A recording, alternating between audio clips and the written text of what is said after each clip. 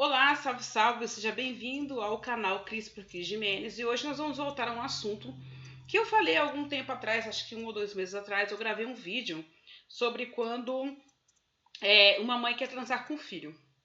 E aí eu recebi zilhões de comentários e várias mensagens também via WhatsApp sobre esse assunto.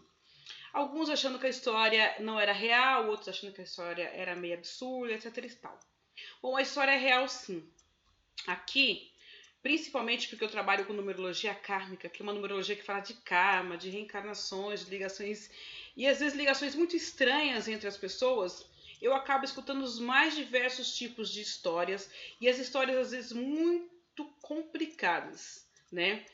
Que requer que você vá ler muito, que você vá buscar às vezes orientação de outras pessoas que têm mais experiência na vida, na espiritualidade e nos atendimentos que você, para que você consiga orientar aqueles que vêm buscar ajuda e aqueles que às vezes vêm buscar uma orientação e outros que simplesmente vêm desabafar.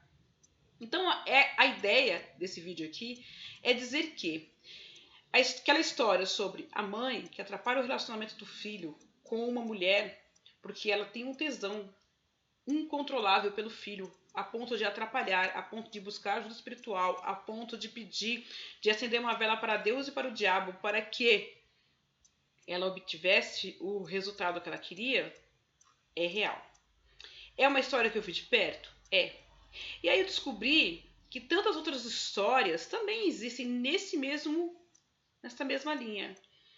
Sendo as mais comuns, primos que querem transar com primos ou com primas, né? Aí gerando homossexualidade ou não. Primo com primo, homem com primo homem, prima mulher com prima mulher, primo homem com prima mulher. Mães que realmente têm tesão com filhos e algumas desesperadas, tentando reverter isso. Filhos que têm tesão pela mãe e mãe que tem tesão por filho, filho pela mãe. Algo recíproco, né? E que alguns casos que chegaram via WhatsApp, dizendo que eles chegaram realmente às vias de fato, alguns com anos de relacionamento, outros simplesmente com algumas transas ocasionais, mas filhos que mantiveram sim relações sexuais com suas mães. Outros que me perguntavam pelo WhatsApp se poderiam, o que eles deveriam fazer, né? Um dos casos a pessoa falava assim para mim assim, olha, a minha mãe ela me provoca, ela fica sem roupa na minha frente, ela pega em mim no banheiro, ela se insinua para mim, mas não chegamos a vias de fato. O que eu faço? Então são vários e vários casos que estão por aí e que levam a esse tipo de situação que não dá para se julgar, mas que para nós, né, que temos uma cabeça às vezes mais convencional, outras vezes mais fechada, é claro que é uma situação muito complicada, porque nós fomos criados para acreditar que as mães amam os filhos incondicionalmente, sem nenhum tipo de laço sexual, né? Não existe laços desse tipo entre mães e filhos, não importa de qual parte isto parta, mas sim percebemos que existem grandes pessoas, aliás, dezenas de pessoas com desvios e que elas mantêm relações sexuais com seus filhos ou os filhos têm desejos incontroláveis por suas mães e em alguns casos pelas tias também. Tia eu já tinha visto com mais frequência, mas mãe nem tanto. Mas depois que eu coloquei aquele vídeo, eu vi que a coisa, a maioria das pessoas que me chamavam pelo WhatsApp eram pessoas que estavam com desejos reprimidos. E aí atrapalhava o relacionamento delas, né? Por quê? Porque elas não conseguiam se relacionar com outras pessoas, não conseguiam se firmar. As mensagens eram tipo, olha, eu transo com a minha namorada pensando na minha mãe. Ou eu peço para que a minha namorada finja ser a minha mãe. Ou eu peço para o meu namorado fazer uma fantasia fingindo ser o meu filho. Só arrumo rapazes mais novos, porque a minha fantasia real é com o meu filho. Então é uma coisa que é muito complexa, né? Karmicamente falando, quando você faz regressões, etc e tal, existem alguns casos onde mãe e filho foram marido e mulher em vidas passadas e nessa vida tem que fazer ajuste. Existem casos onde os filhos biológicos e as mães biológicas nessa encarnação foram amantes em outras encarnações. Dá para comprovar isso cientificamente? Claro que não. A espiritualidade não é algo que se comprova, se comprova cientificamente. Um ou outro fenômeno a gente consegue comprovar e provar. Mas esse tipo de ligação, reencarnação, não dá para você provar. A matemática é algo exato? É. O que a numerologia kármica fala sobre isso? Fala sobre a personalidade, sobre os desvios de personalidade que a pessoa pode ter, sobre situações que, se você for olhar por um parâmetro espiritual, podem levar a essa tendência, mas não é algo certeiro, porque não existe certeza absoluta. Que eu possa afirmar categoricamente que você foi pai, que você foi mãe, que você foi filho, que você foi amante, que você matou.